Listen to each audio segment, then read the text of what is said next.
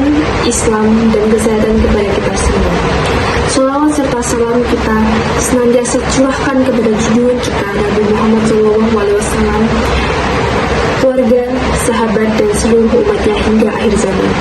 Hadirin sekalian yang dirahmati Allah, pada kesempatan yang berbahagia ini, marilah kita renungkan bersama tema yang sangat penting yang akan saya bawakan.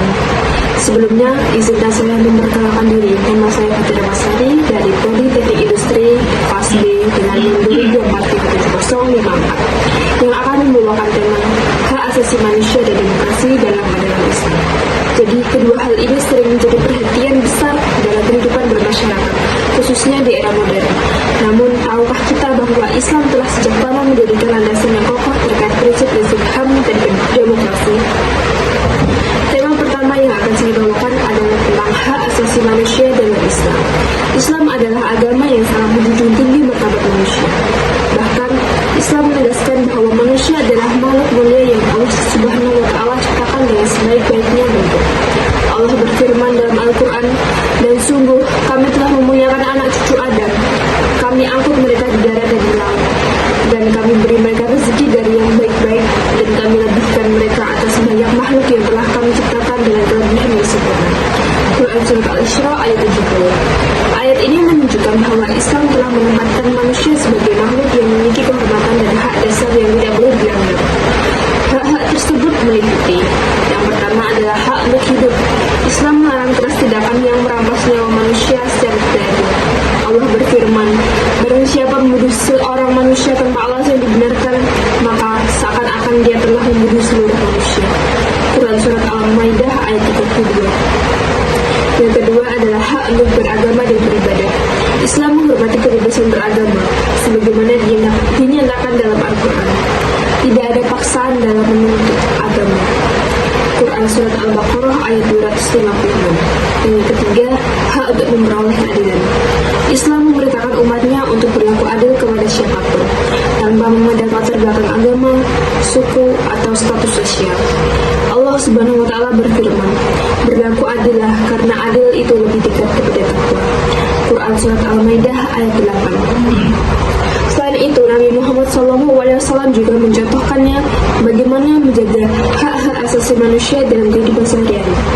Beliau memperlakukan semua orang dengan penuh kasih sayang, baik itu keluarga, sahabat, maupun orang-orang yang berbeda keyakinan.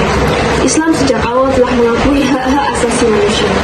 Bahkan prinsip HAM juga ditegaskan dalam Al-Quran dan hadis jauh sebelum konsep ini dikenal secara formal dalam dunia modern.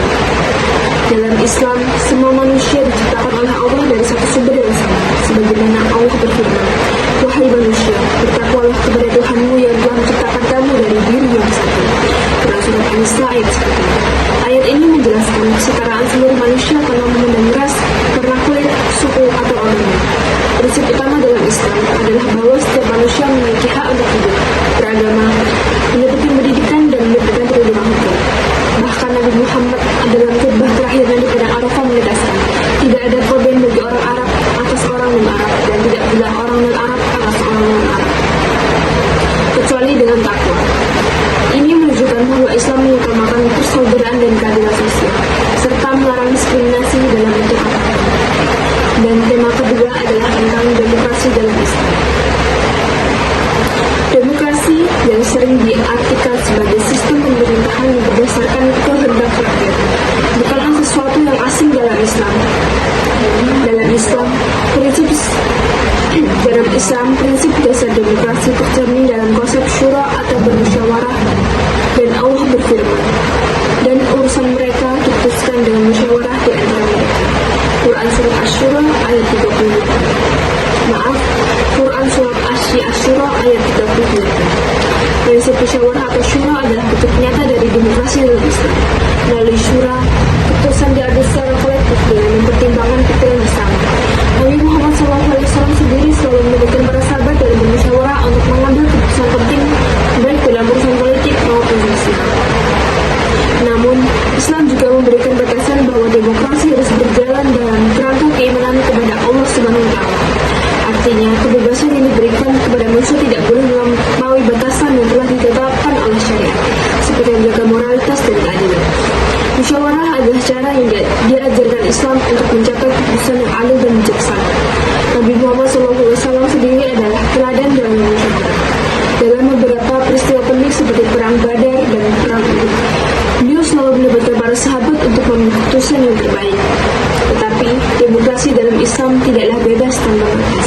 Demokrasi harus berjalan dalam koridor syariat, yang artinya segala keputusan yang diambil harus sesuai dengan nilai-nilai keadilan, moralitas, dan kebenaran yang diajarkan oleh Allah SWT. Hadirin yang dimuliakan oleh Allah SWT, sebagai umat Islam, kita memiliki tanggung jawab besar untuk menjadi pelopor dalam menjaga hak asasi manusia dan demokrasi yang berlandaskan nilai-nilai Islam. Dan tugas kita adalah yang pertama untuk menegakkan keadilan, sebagaimana Allah SWT memerintahkan. Sesungguhnya Allah menyuruh kamu berlaku adil dan berbuat kebajikan. Quran Surat An-Nahl ayat 90. Dan yang kedua adalah melindungi hak sesama manusia. Rasulullah SAW bersabda, seorang muslim adalah saudara bagi muslimnya. Dia tidak boleh menzalimi atau menyerahkannya kepada orang lain untuk dizalimi. Hadis riwayat Bukhari dan Muslim. Dan yang terakhir adalah menjaga persatuan dalam keberagaman. Islam mengajarkan bahwa perbedaan adalah sunatullah, dan kita harus menjadikannya sebagai kekuatan, bukan alasan untuk terpecah. Hadirin yang berbahagia, Islam adalah agama yang sempurna dan tidak hanya mengatur hubungan manusia dengan Tuhannya, tetapi juga hubungan manusia dengan sesamanya. Hak asasi manusia dan demokrasi yang diajarkan Islam adalah jalan untuk menciptakan kehidupan yang damai, adil, dan sejahtera. Semoga kita semua diberikan kekuatan oleh Allah untuk senantiasa menegakkan nilai-nilai Islam dalam kehidupan kita sehari-hari. Dan semoga apa yang saya sampaikan dapat memberikan ilmu yang bermanfaat bagi hadirin sekalian. Saya pamit undur diri. Wassalamualaikum warahmatullahi wabarakatuh.